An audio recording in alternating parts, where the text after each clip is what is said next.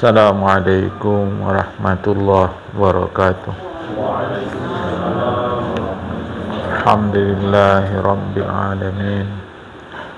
Wassalatu wassalamu ala asyrafil anbiya'i wal mursalin wa ala alihi wa sahbihi ajma'in.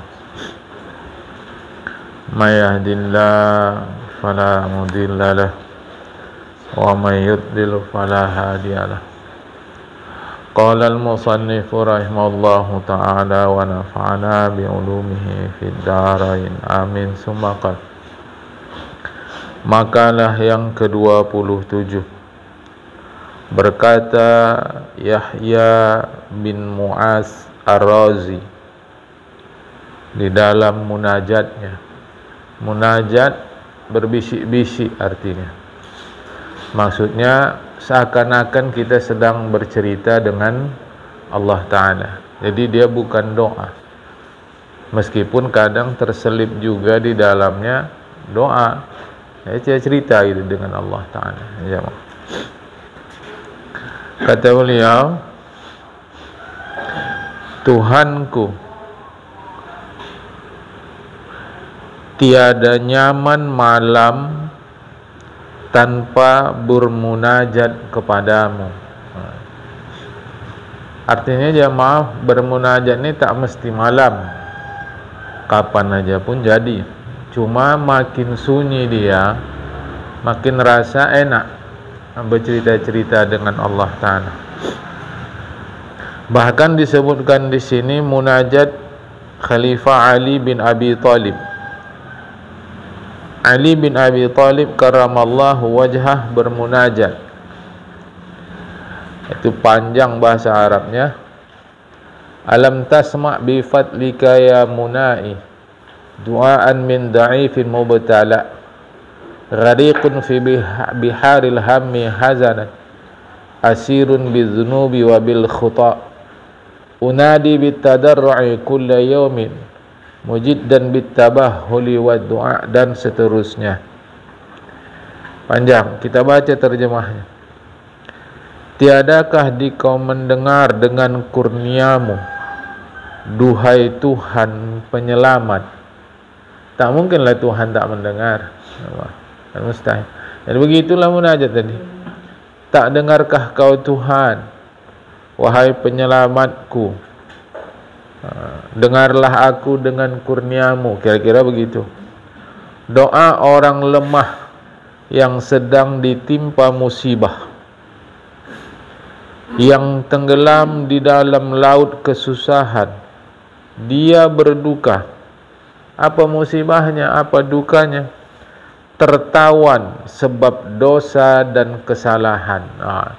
Khalifah Ali yang dijamin masuk surga jamaah oleh Rasulullah. Ucapan begitu.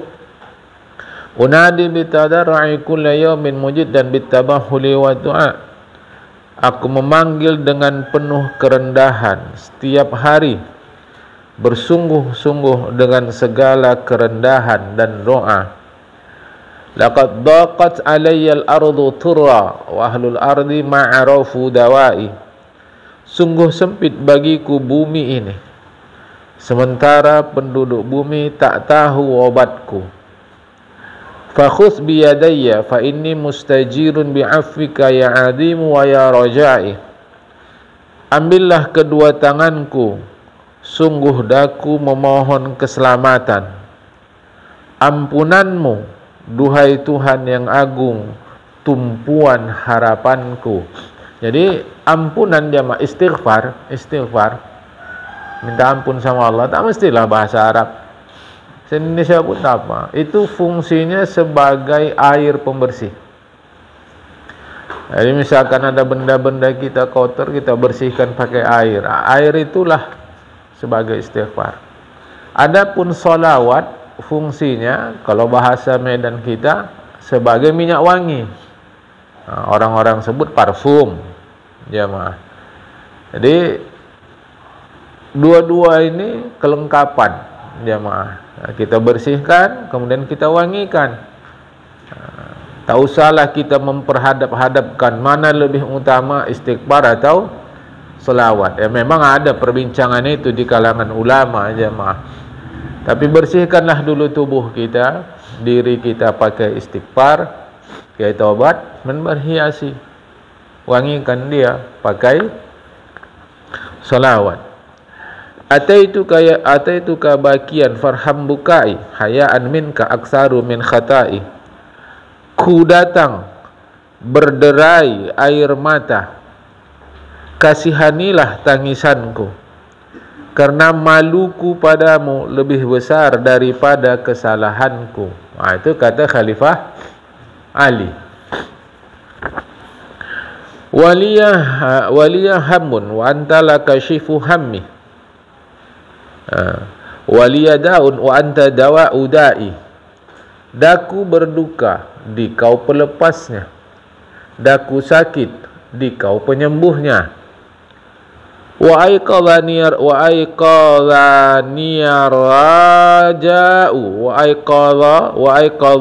raja'u faqultu rabbi rajai an tuhaqqiqa li rajai.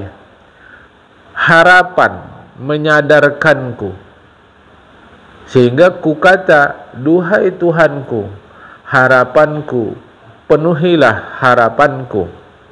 Jazai an tu'azzibani walakin aluzu bihusni mannika ya rajai.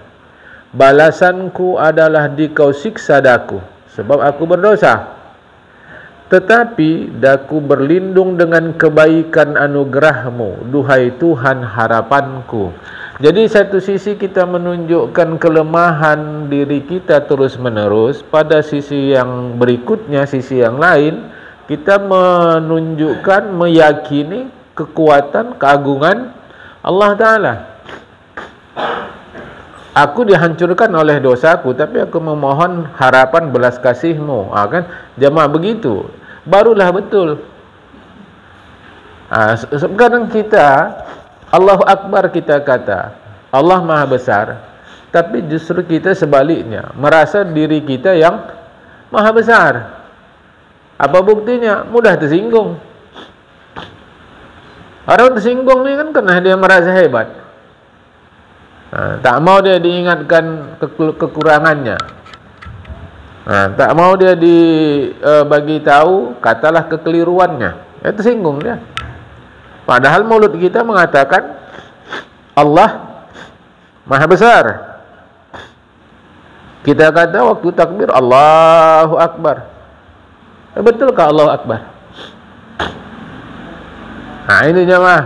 Jadi ini munajat Khalifah Ali. Akhirnya munajat itu, tufaddilu sayyidi bil afi anni fa inni fi bala'in mubtala'i. Dikau lebihkan junjunganku, yaitu Nabi Muhammad SAW, dengan memaafkanku. Jadi Allah Ta'ala melebihkan Rasulullah Muhammad SAW. Melalui kelebihan Rasulullah itu, aku mohon maafkan aku di dalam kemalangan yang menimpaku. Artinya tetap saja di akhir daripada munajat Khalifah Ali itu ada namanya wasilah. Wasilah itu perantara. Kalau cara kita di dunia backing, tapi orang kita sebut backing. Siapa backing kita? Rasulullah Muhammad SAW. Jemaah. Jadi ujungnya itu adalah wasilah. Itu maka kita dalam berdoa pun memakai wasilah. Yaitu sebelum berdoa kan, Alhamdulillahirabbil alamin. Teruslah wassalatu wassalam, itu wasilah jemaah. Artinya kita pakai backing. Enggak bisa langsung kepada Allah, bisa. Tak ada masalah. Jemaah. Sama sekali tak ada masalah. Tapi orang yang Allah Ta'ala kasihi adalah Rasulullah Muhammad SAW. Kita harap dengan adanya menyebut solawat, doa kita menjadi semakin cepat dikabulkan oleh Allah Ta'ala. Ya. Itulah. Jadi kata Syekh Yahya bin Mu'adz Ar-Razi, tiada nyaman malam tanpa bermunajat kepada Tuhan. Yang kedua, dan tiada terang hari tanpa mematuhimu, yaitu dengan menuruti perintahmu. Jadi hari tak terang kalau tidak memenuhi perintah Tuhan. Padahal hari terang, kalau terbit matahari, tak ada awan, cerah, terang. Tentu yang dimaksud di sini adalah jiwa. Kalau bahasa kita payah-payah memahami jiwa, pikiran. Pikiran tu terang, tak suntuk dia. Jemaah, terang pikiran tu. Ini begini. Dulu tak tahu kita. Contoh mudah terang pikiran. Dulu tak tahu kita. Kita tahu kawan-kawan aja lah, baik-baik. Belakangan baru tahu kita, ternyata kawan ini yang kita pikir baik, rupanya buruk, dibukakan Allah Ta'ala. Dibukakan Allah Ta'ala. Dulu baik-baik saja, kita pikir semua orang baik-baik. Rupanya dalam hidup ini terlampau banyak yang zahirnya baik, ternyata di dalamnya rusak. Dia bukan mau berkawan dengan kita, tapi mau memanfaatkan kita demi keuntungan pribadinya. Sekarang dah dibukakan Tuhan, terang sudah, tak nampak lagi. Jemaah, tak tertutup lagi, dah nampak. Bukan tak nampak lagi. Jemaah, terang pikiran. Itulah dia itu. Jadi dengan menuruti perintahmu, tiada terang hari tanpa mematuhimu dengan menuruti perintahmu. Jadi dengan menuruti perintahmu, terang hati itu, terang jiwa itu, terang fikiran itu, sehingga mampu kita membedakan sekarang ni betul tidak. Itulah akibat daripada pengalaman. Tahu kita jemaah.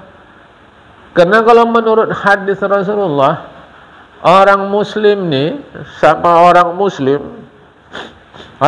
dulu, orang beriman, kalau menurut Rasulullah itu baik-baik semua, tak ada yang tak baik. Sampai Rasulullah sebutkan orang beriman itu perumpamaannya adalah lebah. Lebah itu macam mana sarangnya besar, dahan pohon tak akan patah. Tak akan patahnya. Dia pandai itu. Dia sarinya lebah itu, itulah madu itu, banyak beri manfaat. Dan tak pernah lebah ni mengusik sana sini. Tak pernah. Kecuali kalau dia diganggu. Dan lebah sama lebah saling kerja sama. Muslim begitu tak? Mestinya. Faktanya, coba. Jadi orang mukmin itu pasti baik. Karena Al-Quran bilang begitu, hadis bilang begitu. Rupanya dalam perjalanan hidup dia tak begitu orang mukmin. Tak begitu jemaah. Berarti nabinya salah. Nabinya salah, berarti Allah salah. Kalau Allah hanya salah, manalah Allah layak jadi Tuhan lagi. Yang salah itu orang mukminnya tidak memenuhi perintah nabinya. Maka dia faham sekarang, dah terang pikirannya. Tak bisa sekarang ini mudah-mudah percaya walau satu masjid sekalipun. Sudah rajin berjamaah puluhan tahun, tak bisa dipercaya. Dipercayanya juga tak mungkinlah, kata dia. Kawan-kawan awak di masjid, apakah dia jadi imam, apakah tidak? Percayalah. Alhamdulillah ada modal. Bangunkanlah rumah, niat untuk menjadi rumah sewa. Tak siap rumah, hilang dia entah ke mana. Coba dulu. Padahal satu masjid, misal kata, barulah suntuk pikiran. Tidak, terang pikiran sekarang nih jamaah. So sekarang Tuhan orang sudah dua, satu Allah, satu uang. Dan lebih kuat lagi orang menyembah uang dari mengabdi kepada Allah Ta'ala. Itu Tuhan orang sekarang. Ini mau hati-hati jemaah. Ilahuhum butkunuhum, Tuhan mereka perut mereka. Isi perut makanan. Makanan didapat dengan uang. Uang sekarang jemaah. Kan? Jadi Kata Syekh Yahya, tiada terang hari tanpa mematuhimu dengan menuruti perintahmu. Terang fikiran sekarang. Bahkan istri pun tak bisa dipercaya. Jemaah.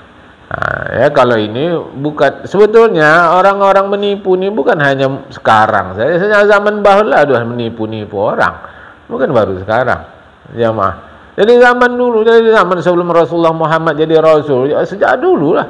Bukankah kejahatan itu dilakukan oleh Qabil pertama kali membunuh satu perut dia, satu rahim dia, Habil, jemaah. Tapi itu kadang kita keliru. Jadi agama datang supaya yang jahat-jahat ni balik ke rel semula. Jemaah ya. Siapa yang meracuni Hasan?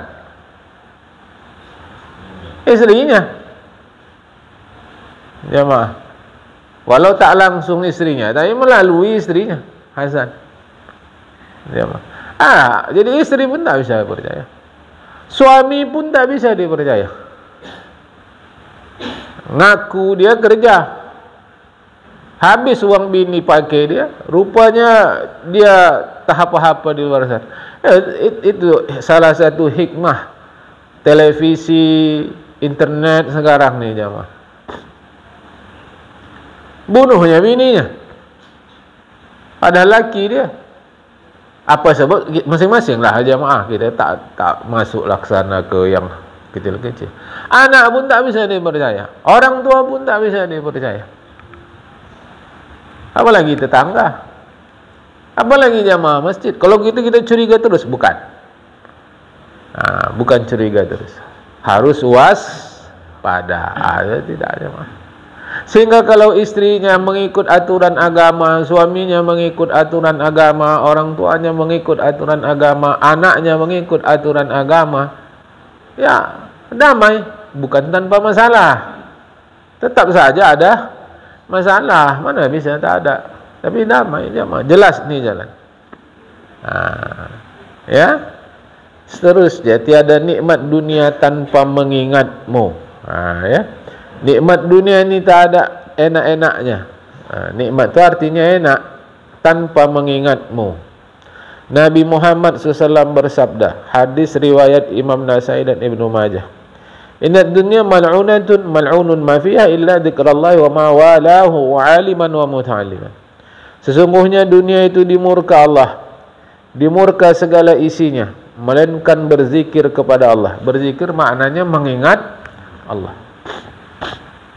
Adakah dengan menyebut-nyebut subhanallah, subhanallah macam kita habis sembahyang atau apalah. Dan apa yang semisalnya. Semisal mengingat Allah itu apa? Pengajar dan pelajar. Artinya menuntut ilmu. Jadi baru kita tidak dimurka Allah apabila menuntut ilmu.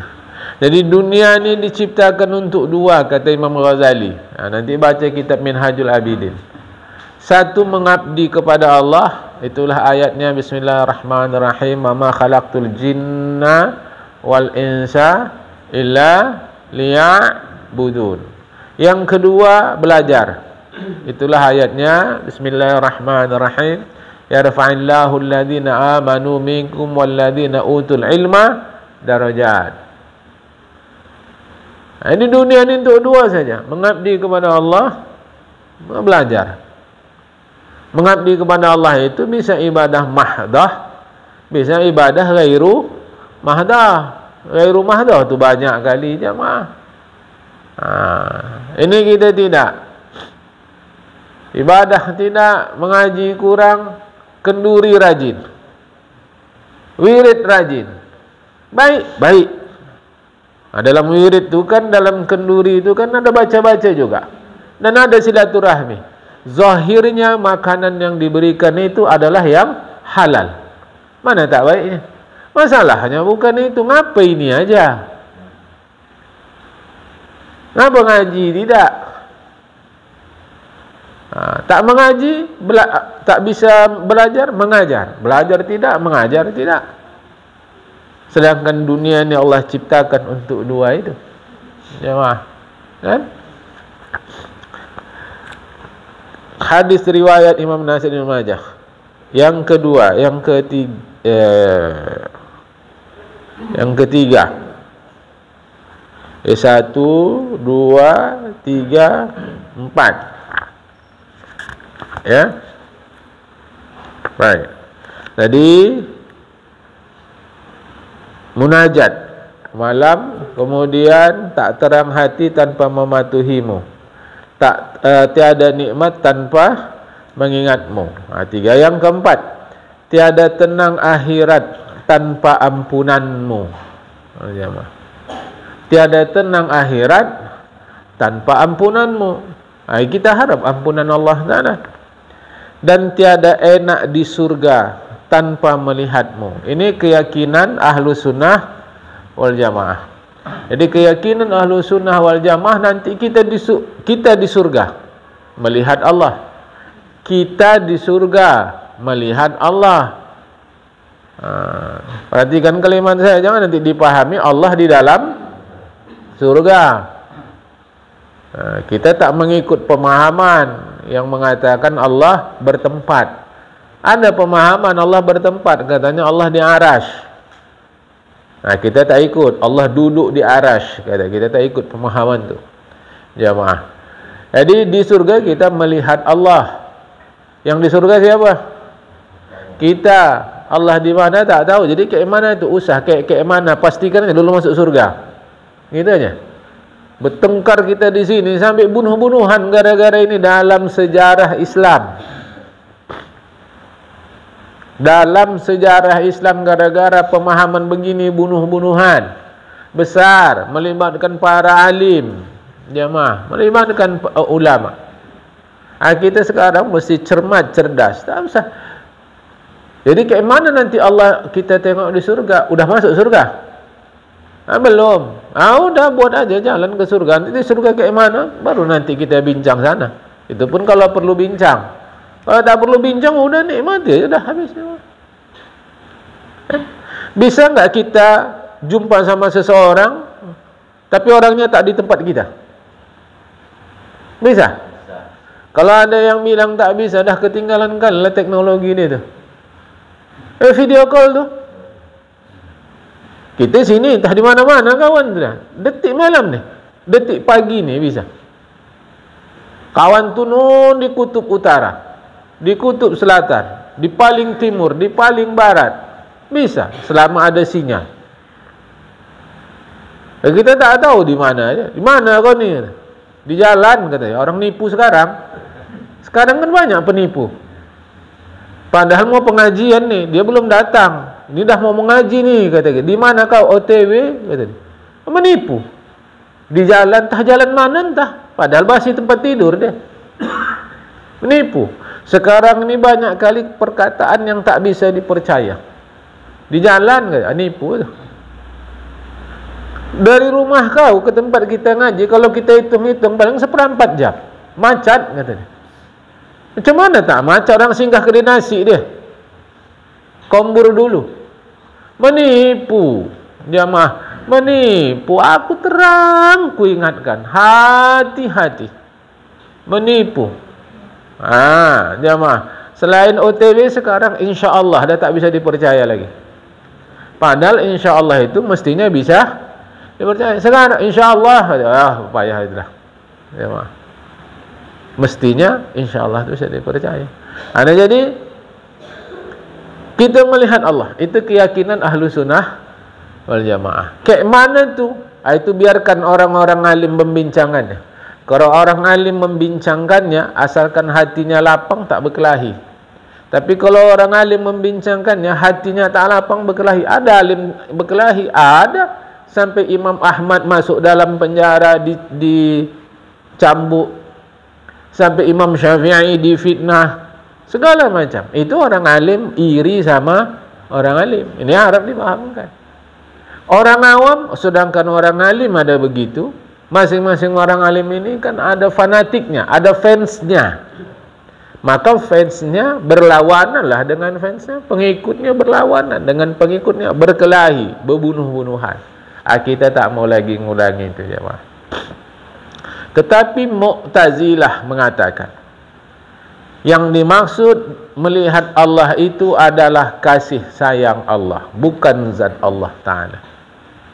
Ayat Quran itu, disitulah terjadi perbedaan. Bismillahirrahmanirrahim.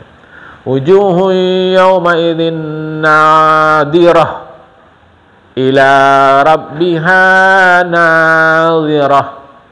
Wajah mereka pada hari kiamat itu, maksudnya di padang mahsyar jamah, nadirah, gilang gemilang, cerah luar biasa, karena mereka ila rabbiha nadhirah, mereka melihat Tuhannya. Apa maksud melihat? Nadhirah, nadhara, memperhatikan Tuhan. Mu'tazilah berfaham maksudnya adalah merasakan kebesaran rahmat Tuhan pada hari itu. Tapi itu Mu'tazilah. Ahlus Sunnah kata tidak, langsung melihat Allah Ta'ala. Bagi kita yang penting masuk ke dalam surga. Jamaah. Di sini kata Syekh Yahya, tiada enak di surga tanpa melihatmu. Ya. Nabi bersabda, "Lamma ahbatallahu Adama minal jannah ilal ardi, hazina alaihi kullu syai'in jawara ila dhahaba wal fiddata. Fa auhallahu ilaihima, bukan fa auhiya itu ya, salah tulis. Fa auhallahu ilaihima inni jawartukuma bi abdin min abidi, summa ahbattuhu min jiwarikuma. Fazina alaihi kullu syai'in jawara ila antuma, faqala ilahana wa sayyidana anta alamu annaka jawartana bihi wa walaka muti'un, falamma asaka lam nahzan alaihi fa auhallahu ilaihima, bukan fa auhiya. Fa auhallahu ilaihima wa izzati wa jalali la uizzannakuma hatta la yunala kullu syai'in illa bikuma. Ini bahayanya perhiasan atau harta dunia. Tengok, ketika Allah menurunkan Nabi Adam ke bumi, berdukalah segala sesuatu yang selama ini bertetangga dengannya.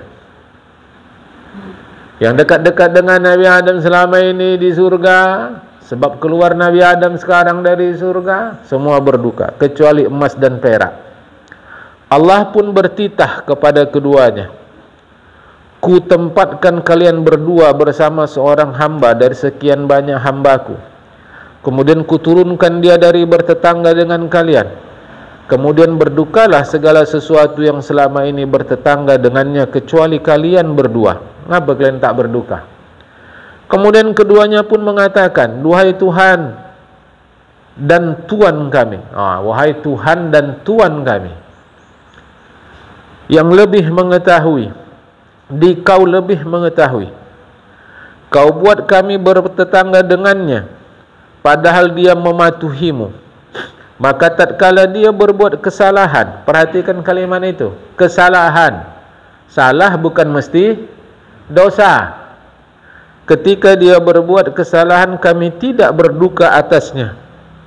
Kemudian Allah pun bertitah kepada keduanya, demi kemuliaan dan kebesaranku, akan kumuliakan kalian berdua, hingga segala sesuatu tidak akan diperoleh kecuali menggunakan kalian berdua. Riwayat Dailami, Imam Dailami, menunjukkan tingginya harga emas dan perak. Maka sampai sekarang ini jemaah, sampai sekarang ini emas itu menempati logam yang disebut logam mulia. Tak pernah jadi logam hina, tak pernah.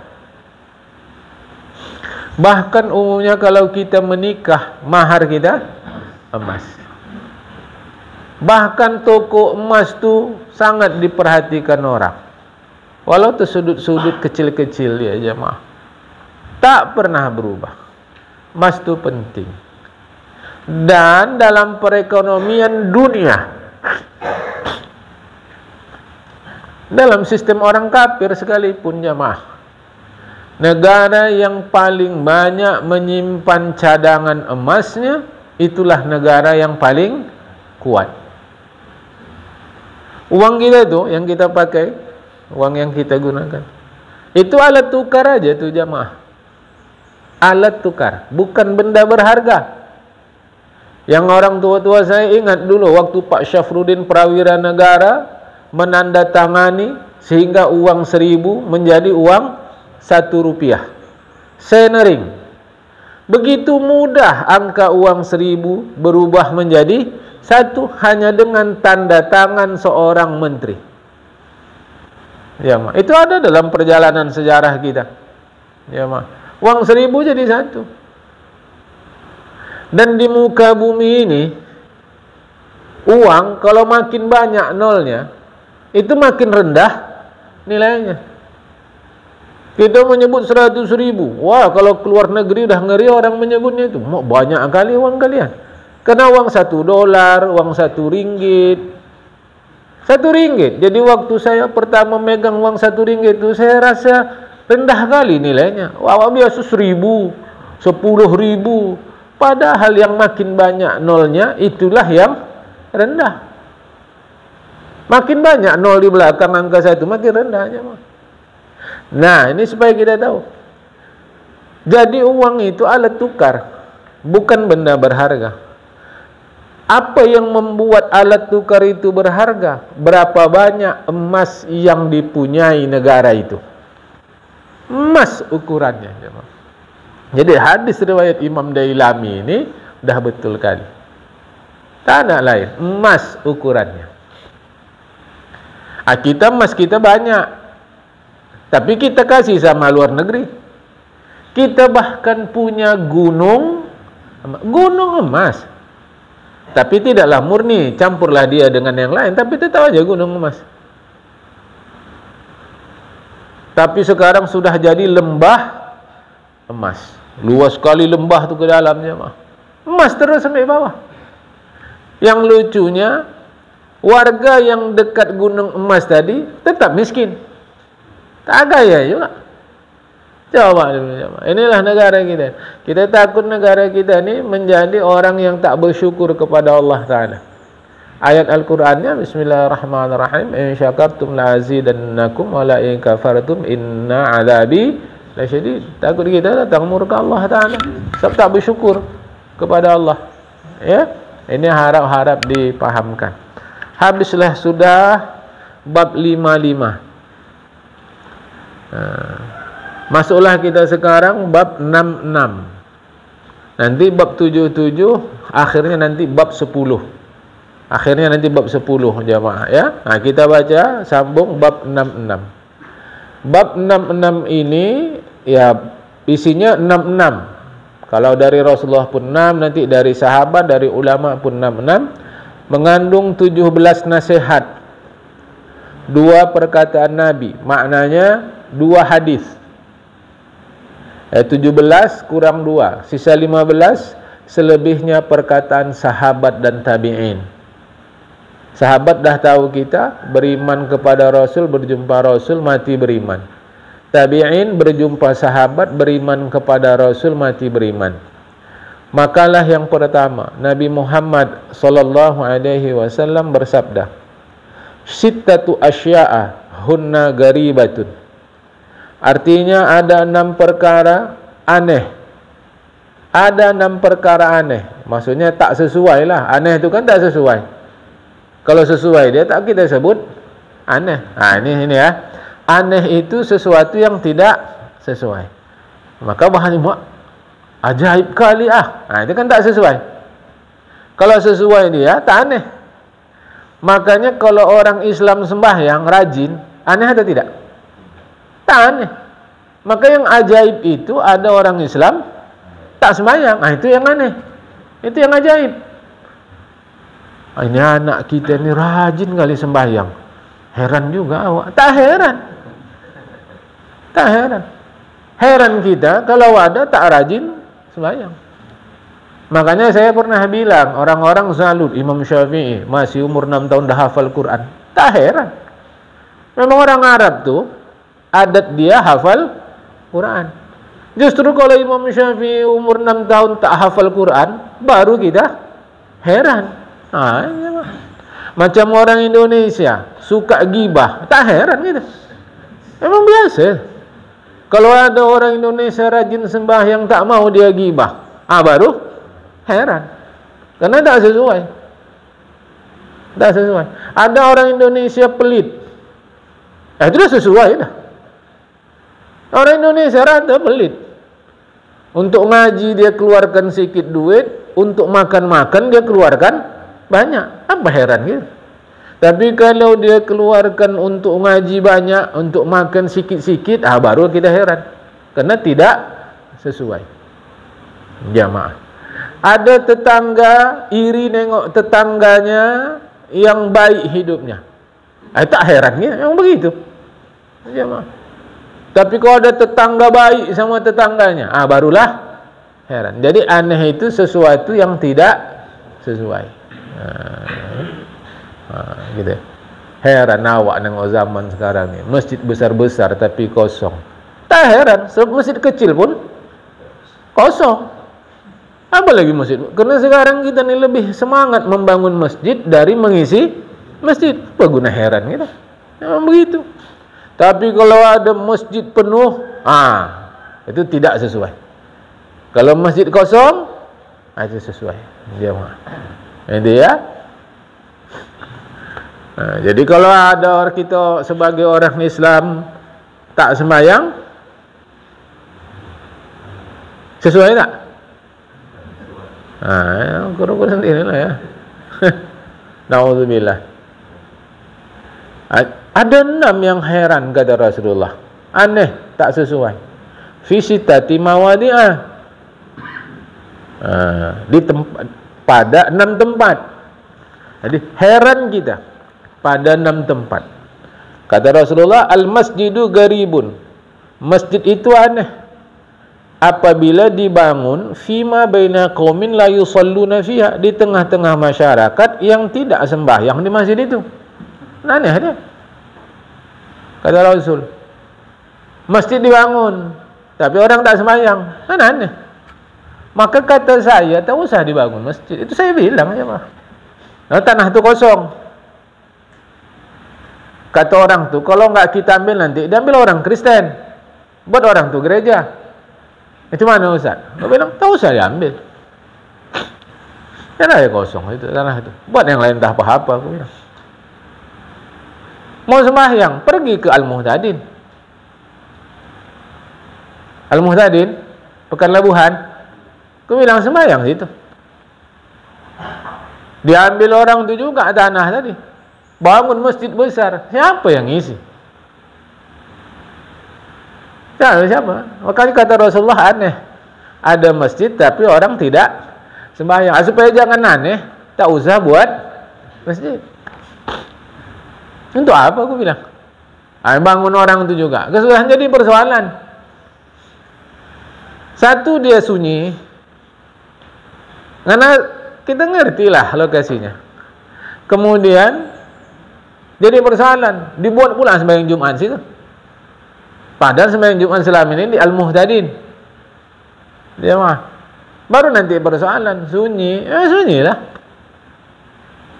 Kita orang Islam ini lebih rajin dengan ceramah daripada melaksanakan isi ceramah. Begitu fakta aja mah. Ada pula satu tempat lagi. Waktu itu di Malaysia aja mah. Mana ni Ustaz? Surau kosong macam ni. Gitulah bahasa orang tu aja mah. Saya bilang umumkan aja sama warga. Besok musola dibakar. Kita tak ada tempat lagi. Selesai. Ya kita bangun musola pakai apa? Duit kan. Apakah kalau dah pakai duit bisa dia macam membangun candi 1000 candi Loro Jongrang tu? Malam diminta besok dah jadi. Kan tidak. Kerja dulu kan. Waktu lagi tenaga kan habis, rugi itu semua. Tak apa dibangun. Kalau tak diisi. Kita kan tandanya orang Islam. Isi musola. Jadi aku bilang bakar aja besok. Umumkan sama warga. Besok kita bakar musola, tak ada tempat. Diam orang tu. Kalau aku tu, ku bakar. Terus terang aja mah. Ku bakar. Biarlah difitnah orang. Ustaz kafir, masjid dibakar. Ku biarkan dulu nanti itu. Udah selesai reda baru aku cakap nanti. Yang kafir aku apa kalian? Yang bilang kafir itu berapa ribu tahun aku sembahyang di musola ni tak pernah nongol muka dia. Itu akan aku bilang tu. Kena bukan awak jemaah, tak ada bakar orang tu. Satu lorong nanti bisa 2-3 masjid. Ya. Siapa ngisi? Kita realistis saja, jemaah, siapa ngisi? Faktanya kita lebih suka ngisi di luar masjid. Itu faktanya. Apapun di luar masjid itulah. Kafe kah, restoran kah, tempat wisata kah. Tapi usaha kita. Jangan kail sejengkal dalam laut nak diduga. Usaha mesti sesuai dengan kenyataan. Kapan masjid itu ramai? Idul Fitri, Idul Adha. 2 kali setahun. Cukup satu masjid. Kalau mau ngisi juga, sewa nanti gedung. Itu aja dah. Apa lagi ya mau? Ini musola Al-Muhyiddin dah cantik. Takut aku ni diubah nanti ni macam istana jin. Ini cantik masjid musola ni. Apa lagi ni? Sana dah bisa duduk, di luar dah bisa duduk. Kalau saya ni kanan, luar kanan dah bisa duduk, luar kiri dah bisa duduk, depan saya muslimah tu dah bisa duduk, dalam dah bisa duduk. Apa lagi? Untuk dibuatlah ni cantik-cantik. Hampir rata sekarang masjid tu macam istana jin. Cantik-cantik. Yang isi siapa? Baru imam nyantik gairit maghdubi alaihim. Awak nengok cantik masjid ni sembahyang sedap lah nanti. Bacaan imam besar salah. Illal ladzina amanu wa amilu salihati falahum ajrun gairu mamnun. Hayo. Aku tak tahulah ya Muhyiddin ni dah macam mana. Kalau aku pergi dah cantik kali ni dah. Payah orang mau ngaji lepas subuh ni jemaah. Terang aku bilang. Ini kalau aku tengok dah banyak veteran-veteran ni. Tapi tetap ngaji juga. Ini enggak mudah ini. Bayangkan kita yang dah sepuh-sepuh, dah tua-tua begini, tetap ngaji. Bahkan kadang hujan pun tetap. Enggak mudah. Udah bagus sekali ni. Tapi nanti sibuk ni pengurus Al-Muhyiddin, buatlah panitia biar ada seni dulu masjid kita ni, musola kita ni. Buatlah macam-macam. Jadi aneh kata Rasulullah, masjid dibangun tapi diisi tidak. Di tengah-tengah orang tak sembahyang, masjid dibangun. Kita berlomba membangun masjid tapi lalai membangun orang yang mengisi masjid. 1, 2. Wal mushafu gharibun. Al-Quran itu aneh apabila diletakkan fi manzili qaumin la yaqra'una fiha, di rumah orang yang tidak membacanya. Quran ada, baca tidak. Ayat kursi digantung. Simbol ayat apa itu? Poster ayat kursi. Rupanya untuk mengusir setan. Yang ngisi setan. Di mobil taruh asyhadu alla ilaha illallah. Yang bawa mobil sembahyang tidak. Yang perlu disyahadatkan mobilnya atau orangnya? Aduh. Baru nonton bioskop, apa? Doa yang makbul. Itulah judul filmnya. Kan film syar'i kan? Film syar'i pula. Macam orang belakangan ni. Ada yang jelas suka yang remang-remang. Kan lucu. Quran di rumah dibaca tidak. Waktu nikah apa mahar? Al-Quran. Aku dari dulu, dari mulai aku nyampaikan pengajian ini, aku sampaikan jamaah, apa perlunya mahar seperangkat alat solat? Tak solat rupanya selama ni. Enggak perlunya apa? Seperangkat alat solat. Jadi selama ni tak solat rupanya. Sehingga perlu ada seperangkat alat solat.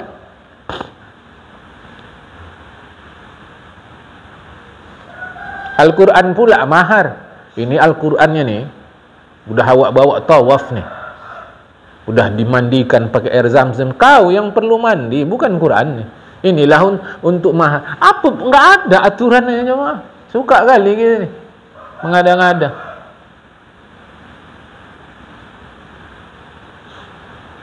Ya, Jadi keliru. Al-Quran di rumah orang mukmin tapi tak dibaca. Itu aneh. Aneh ketiga, wal Qur'anu gharibun. Al-Quran itu aneh apabila dihafal fi jawfil fasiqi, di hati orang yang fasik. Itulah hati orang yang meyakininya tapi tidak mengamalkannya. Quran diyakini, diamalkan tidak. Saya lah itu, kita lah itu. Yakin tak Quran itu kalamullah? Yakin tak Quran itu bagus? Kenapa tak diamalkan? Amalkan. Itu buktinya. Wala yaktab ba'dukum ba'dan ayuhibbu ahadukum an ya'kula lahma akhi fakarihtum. Jangan kalian gosip sesama orang manusia ini. Jangan gosip. Walaupun ayat Quran itu tujuh orang mukmin sama mukmin. Jangan gosip. Gosip itu hukumnya haram. Bagaikan kalian makan bangkai saudara kalian. Suka kalian makan bangkai saudara kalian? Pasti tak suka. Tapi nyatanya gosip juga. Gibah juga. Jamaah. Macam mana tu? Itu maksud tu. Quran dihafal, diamalkan tidak. Jamaah. Quran suruh buat baik, tak juga. Tapi kalau ada yang menghina Quran, dia ngamuk. Padahal dua-dua sama-sama tukang hina. Satu menghina melalui ucapan, satu menghina melalui perbuatan. Dan sama-sama tukang hina. Jamaah. Mana itu? Jelas Al-Hujurat sebut begitu. Ya. Nah, 3, 4. Wal mar'atul muslimatus salihah, perempuan muslim yang salih, yang patuh kepada Allah dan Rasulnya dan berbuat kebajikan. Garibatun fi yadi rajulin zalimin, aneh menjadi istri lelaki zalim yang melanggar kebenaran dengan melakukan kebatilan. Sayyi'il khuluqi, yang buruk kelakuan. Aneh itu. Dia rajin sembahyang, laki tidak. Itulah kekeliruan kita orang tua. Datang calon menantu pernah ditanya, berapa rukun iman? Kau mau nikahi anak aku kan? Rukun iman berapa? Rukun Islam berapa? Najis terbagi berapa? Cumana cara mensucikan diri dari najis? Kemudian hadas ada berapa pula? Cumana mengangkatkan hadas tadi itu? Ada tanya gitu. Anak kerja di mana, nak? Kan itu yang ditanya. Lembu kerja. Kalau itu persoalan. Ya, apa salah kita nanya dia kerja? Ustaz, tak salah. Nah, dalam fikih makruh kalau kita menikah tu tak punya uang. Fikih jelas tu. Ya, bukan itu masalahnya. Hampir rata sekarang mandi hadas besar pun tak faham dia. Tapi anak saya ni kerjanya hebat ini. Ya kita tetap tabik. Tak kita hinakan. Baguslah itu, kerjanya hebat, duitnya ada. Mudah-mudahan nanti tak teraniaya istri dia di rumah dia. Okey, tak ada masalah. Tapi mandi hadas besar tak tahu. Anak dah 3. Macam mana lagi ni? Siapa salah? Orang tua tetap. Waktu dia ngelamar tak ditanya itu. Tak ditanya berapa rukun solat. Mana lagi tu? Ajaklah tu. Perempuan salih, suaminya zalim. Dah kejadian baru pening. Ngeri juga awak Pak Ustaz. Menantu awak tu tak ada pernah sembahyang. Apalah bacaannya Al-Fatihah, kataku. Bacaan sembahyang tu. Dah baca je tu. Dah awak baca belum juga. Bacanya dalam solat, kata awak. Coba suruh menantu tu baca Fatihah dalam solat. Solatlah dia. Apa lagi? Ya? Baru bingung nanti kita. Siapa? Macam mana lah ini? Itulah salah kita orang tua. Karena nomor 1 yang ditanya, anak kerja di mana? Itu belum parah. Jadi nanti kalau dah nikah, dah ada rumah. Udah kami ambil 1 unit. Ada tempat mewah Medan ni, usah awak sebutlah jemaah. Tower Medan ni sebutnya. Udah situ, sedap lah ya. Kubur tak siapkan. Kan kita dah ngaji membangun rumah tapi lupa kepada kubur minggu lalu, jemaah. Ya. Aneh. Kata Nabi, ahabbukum ilayya ahsanukum akhlaqan al-muwatti'una aknafan alladzina alafu yu'lafun. Di antara kalian yang paling aku kasihi, kata Rasulullah, adalah yang paling bagus kelakuannya, rendah hati, menyayangi dan disayangi. Kelakuan yang baik adalah diri yang mudah menerima kebenaran. Itu dia. Lembut, wajah yang ramah, tidak cepat marah, dan tutur kata yang baik. Inilah kelakuan yang baik. Nabi bersabda, Ahlul jannah kullu hayyinin layinin sahlin talqin. Pengisi surga itu orang yang rendah hati, lembut, mudah menerima kebenaran, wajah yang ramah. Ini kata Rasulullah ya, jemaah. Tapi ada juga wajah orang tak ramah, dia soleh. Sampai setan pun takut sama dia. Itulah Khalifah Umar bin Khattab. Jadi maksud Rasulullah ini di surga. Di surga ya ramah-ramah wajah orang. Tak ada lagi jemaah, karena tak ada lagi amar ma'ruf nahi mungkar. Di dunia masing-masing. Ya, jadi jangan pula nanti disalahkan hadis Rasulullah atau ada orang seperti Khalifah Umar kita salahkan. Tak boleh. Yang berikutnya aneh yang keempat, wa rajulun muslimun salih gharibun fi yadi imra'atin radiyah. Laki-laki muslim yang salih adalah aneh menjadi suami perempuan yang tidak taat beragama, kasar perangai, berasal dari keturunan yang tidak patuh beragama, sayyiatil khuluq, buruk kelakuan. Ngapa begitu? Bohai, dia rajin sembahyang. Istri tadi, calon istri tahu dia tak rajin sembahyang, tapi diterima juga. Kenapa? Bohai. Bini dari calon bini itu bohai, langsing badan tu. Langsing, ya Allah, Masya Allah, Subhanallah, cantik betul keindahan Tuhan. Mulut tak bagus, padahal terpesona dengan hasrat seksual kepada calon istri. Perempuan ini udah menikah semua, bagi tahu kan sama anak cucu kita. Macam mana langsingnya dia kalau udah nikah gemrot itu. Nomor satu, dia udah punya anak, mana terawat lagi badan. Itu artis tu, artis begitu beranak, yang ngurus anak dia pembantu. Dia sibuk ngurus badan dia, maka langsing aja dia. Macam awak. Semua tangan perempuan tu bekerja. Tangan kiri gendong anak, tangan kanan goreng, mulut ngembus api di kompor yang satu. Kaki kanan nyepakkan berus ke sana sikit. Semua dia kerja. Mana terurus badan tu lagi. Pas sedang gitu tamu datang, api tak jadi mati, Waalaikumsalam, nyambut tamu sudip dibawa. Mana terurus lagi badan. Tapi waktu awak melamar dia, cantiknya perempuan ni. Apalagi cara sekarang, muka perempuan ni sekarang rata-rata palsu. Muka putih, kaki dia kuning. Apa istilahnya itu? Glowing. Glowing istilahnya. Muka dia putih, kaki dia awak tengok kuning langsat, berbelang. Mak dia tahu awak pesek, ngapa budak ni mancung? Operasi. Mata dibuat oriental. Dia operasi bibir itu tidak dia pakai cat bibir, tak ada. Lipstick tu tak ada, tapi kok cerah je bibir. Operasi, semua operasi. Waktu awak lamar, cantik nampak awak. Namanya suami istri, senang-senang suami. Di pengapa-pengapainya lah istri tadi, istri jangan kuat kali bang. Apa tak boleh? Rupanya kalau kuat, operasi plastik hidungnya tu bisa cacat nanti. Jadi rusak. Oh lahai. Panggil tukang rias pengantin, cantik kali waktu nikah, jadi raja sehari.